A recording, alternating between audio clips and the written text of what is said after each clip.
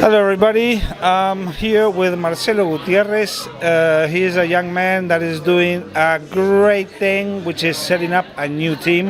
How are you doing, Marcelo? I'm doing well, thank you for having me. So, quickly tell us about your rugby history as a player. So my rugby history is that a club formed at St. Thomas Aquinas High School back in 2015. And you played back then? Yes, and you filmed my first game ever, and the first time I ever scored against Miami. And I played 3 years there. In my last year, I was able to win a state championship. Well, we defeated Okapi, and that took me to Indiana University for 2 years. Oh, nice. Okay, and now you're back here? And I live back in Plantation, and I'm looking forward to starting a youth rugby team. So how did this start? Did you wake up one day and say, damn, I'm going to do a team? Yeah, when I graduated college, I was officially done with competitive sports. And after a year and a half of teaching in the charter school system, I wanted to do something more competitive. So I thought, man, I need to get back into rugby or anything. But rugby was my first idea. And then I approached my friend and said, hey, would you like to start a rugby team? And he said yes. And now this is Who is your friend?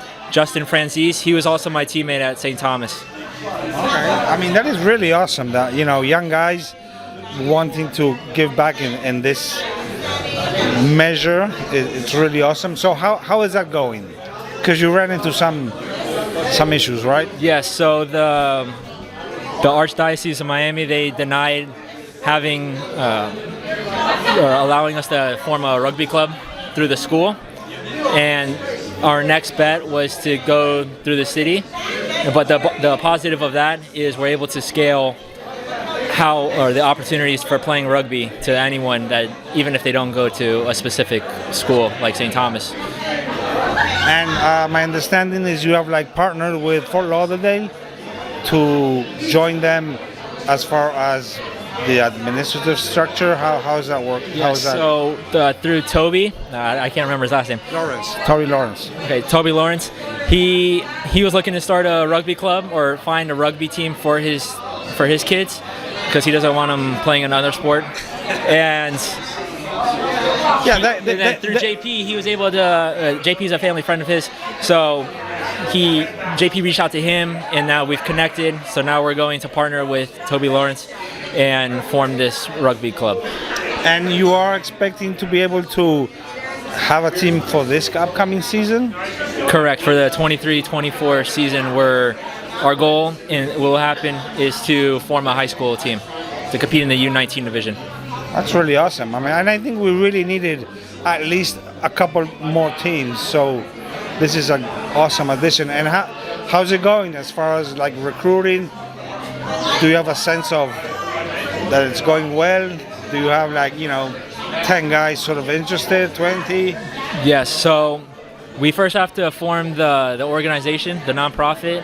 But once we have that, I'll be able to reach out to the athletic directors. At my last school, I was able to have because I was a former teacher, and I was able to recruit some kids who were interested, and I could still reach out to them. And then once I start going into more schools, we'll start hosting clinics, transition to practices, and then hopefully field a team.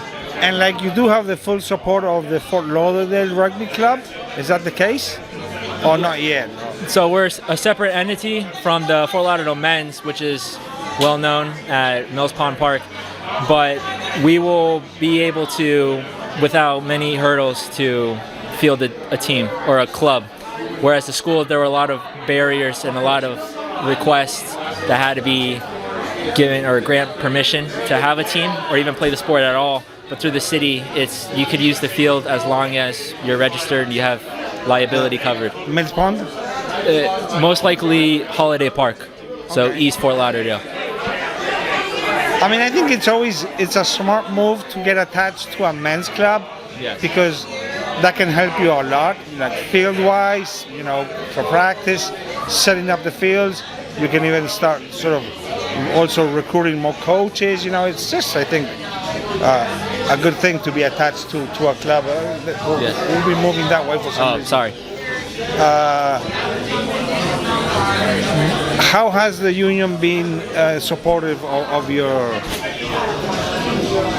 of your project? So at the board meeting today, I'm independent, so you can say whatever you want, okay? Yeah. That's right. So through the board meeting, they said that they would have my full support when they found out that the Archdiocese of Miami didn't approve of the St. Thomas Aquinas Rugby Club. They even pitched the idea of all submitting letters and going in person to talk, to show that there is support behind this idea of having a rugby club. And a lot of people at this meeting today have been helping out and giving me contact information and pitching ideas, then always giving me a hand that if I need help, which I will need, that they'll be ready to help me. And what would be the name of this team? Fort Lauderdale Youth Rugby Club. Okay. Yeah, no mascot, maybe no mascot, but okay, so I mean, I'm really glad to see young people, stepping up. It's a really fun ride, maybe a lot of work, but you will not regret it. I myself have been, participant of setting up a program, and it's really awesome to see it, become true. Your first game, you're not gonna forget that one. Hopefully, I'll be taping it. yes. And last question: who's gonna win the World Cup?